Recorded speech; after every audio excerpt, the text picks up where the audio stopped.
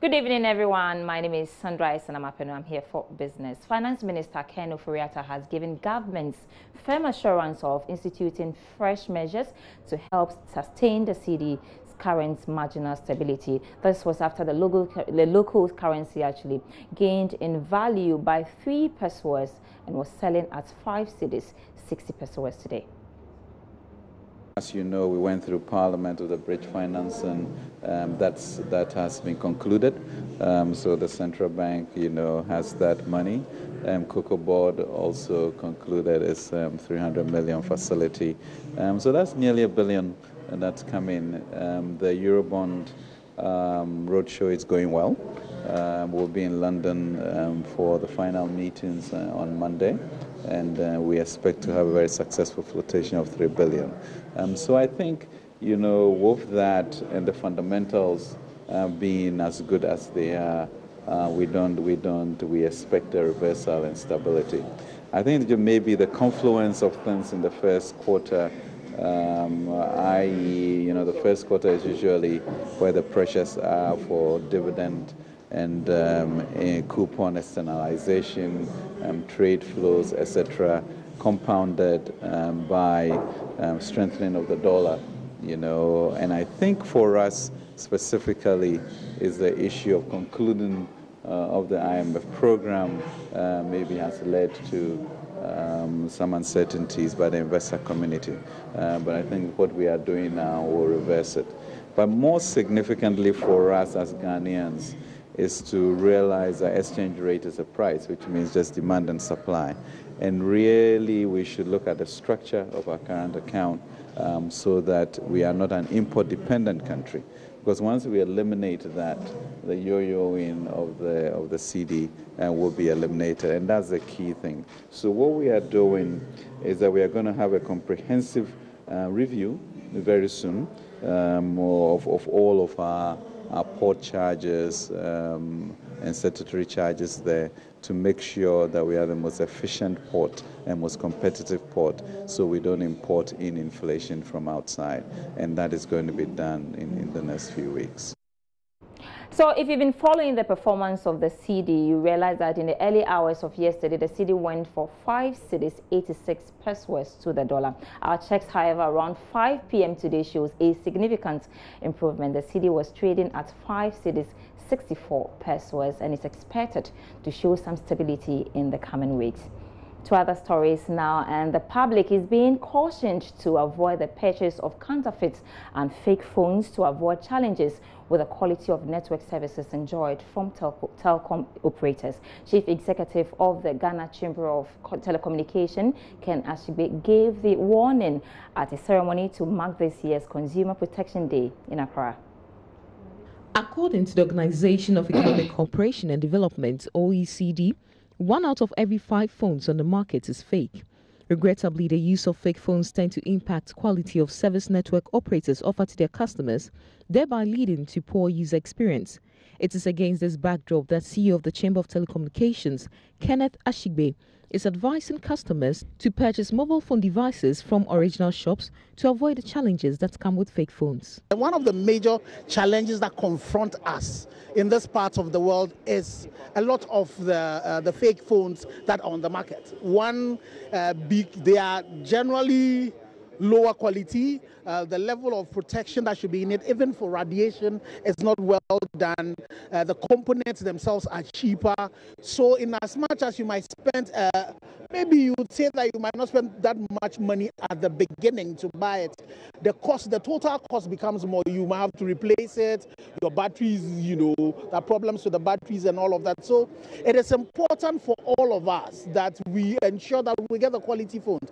And also, fortunately for us, the NCA as regulators now have labs where they test a lot of these devices. So the devices that come through the proper channels are tested and they are certified to ensure that not only do they meet the standards elsewhere, but the Ghanaian standard as well, they meet them. Ken Ashigbe was speaking at the Chamber's celebration of the World Consumer Rights Day, which sought to educate the public on how to stay safe in the telecom space. Mr. Ashibe further urged customers to take advantage of the new national identification cards to register all their SIM cards. We are urging Ghanaians that we should ensure that when you want a SIM card, make sure that it is registered in your name, so that when something happens and you want to change it, you are able to replace it. Also, it will help in times of when crimes are committed. You don't know who that card has been, whose ID has been used in registering the number. If the person goes to commit a crime, you are the person who is going to be the focus. So it is really, really important that everybody ensures that you've registered your SIM card and you use the right IDs to be able to do it. And we'll encourage people now that once NIA comes into your neighborhood and you register, use that as the card in doing your registrations. Meanwhile, guest speaker at the event, Member of Parliament for Ningo Pram, Sam George, expressed government's commitment to support the industry with the right legislations. And so we'll continue to put pressure through the Chamber of Telecom to ensure that the telcos, the MNOs, deliver good quality. However, we would also support you when it comes to legislation to fight SIM box fraud, to fight the fake SIM cards that are in the system. Because when that happens, it affects the consumer and it affects the MNOs also. To other stories now, Second Lady Samira Bawumia has assured business leaders and private sector operators that government is committed to improving the economic fortunes of the country. According to her, some interventions by government have begun yielding results to allow businesses thrive. Samira Bawumia made the call at the 5th anniversary dinner and awards night of the France Chamber of Commerce in Ghana.